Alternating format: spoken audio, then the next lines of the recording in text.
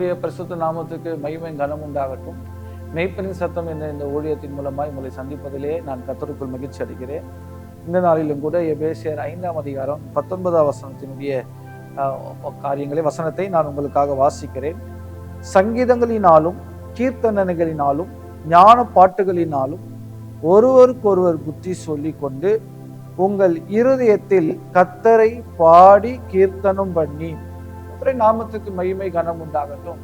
இந்த இடத்திலே அப்போஸ்தலனாகிய பவுல் எழுதும்போது இங்கே 3 காரியங்களை எழுதுகிறார். சங்கீதம், கீர்த்தனை, ஞான பாட்டுகள் என்று சொல்லி எழுதுகிறார். இவைகளெல்லாம் எதற்காக அப்படி என்று சொன்னால், ஒருவருக்கு ஒருவர் புத்தி சொல்லி நம்முடைய இருதயத்திலே கர்த்தரை பாடி கீர்த்தனம் பண்ண வேண்டும்.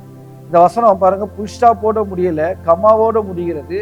அந்த வசனத்துடைய தொடர்ச்சியாக 20ஆவது வசனம் சொல்கிறது, நம்முடைய கர்த்தராகிய இயேசு கிறிஸ்து நாமத்தில் எப்போதும் எல்லாவற்றுக்கும் பிதாவா தேவனை ஸ்தோத்தரித்து. அப்படியானால் நம் எதற்காக பாட வேண்டும் என்றால், இந்த பாடல்ல ஒருவருக்கு ஒரு புத்தி சொல்லும்படியாகும்.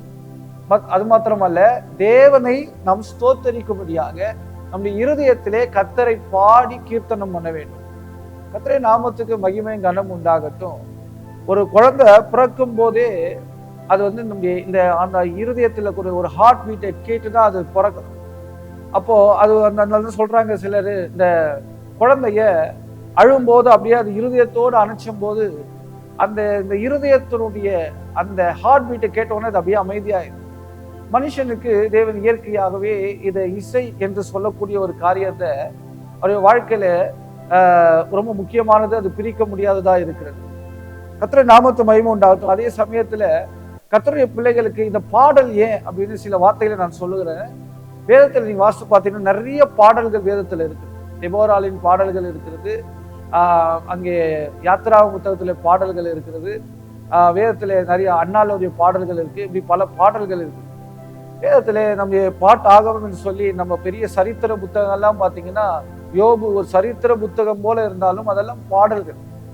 இந்த பாடல்களை ஏன் இருக்குன்னு கேட்டீங்கன்னா, இப்போ நம்ம ஆராதனையில கூட வசனம் பேசுறதுனால ஏன் நம்ம பாட்டு பாடுறோம் அப்படின்னா, பொதுவாக நம்ம ஆவிக்குரிய விதத்துல அது சொல்லும் போதும் விதைக்கப்படுவதற்கு முன்பாக நிலம் பண்படுத்தப்பட வேண்டும் என்று சொல்லுவாங்க.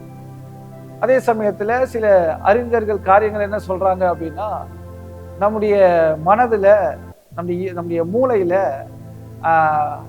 ஹைப்பர் கேம்பஸ்ன்னு சொல்ல ஒரு காரியம் அது ஆக்டிவேட் ஆகுமா, அதாவது நம்ம ஞாபக சக்தியை அதிகப்படுத்தக்கூடியதான். பாருங்க, பாட்டலுடைய லிரிக்ஸை நம்ம மறந்து போயிடுவோம், எழுத்துக்களை, ஆனா ராகம் நமக்கு மறக்காது.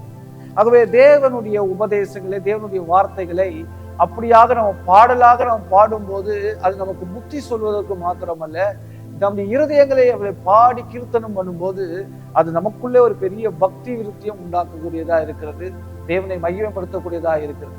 கர்த்தருடைய நாமத்து மகிமை உண்டாகட்டும். ஒரு மனுஷன் வேதம் சொல்லுகிறது, ஆண்டவர் உளையாத சேற்றிலிருந்து அவனை தூக்கி எடுத்து அவன் கால்களை கண்மலையின் மேலே நிறுத்தி கர்த்தர் புது பாட்டை அவனுக்கு ஆவில கொடுத்தாராம்.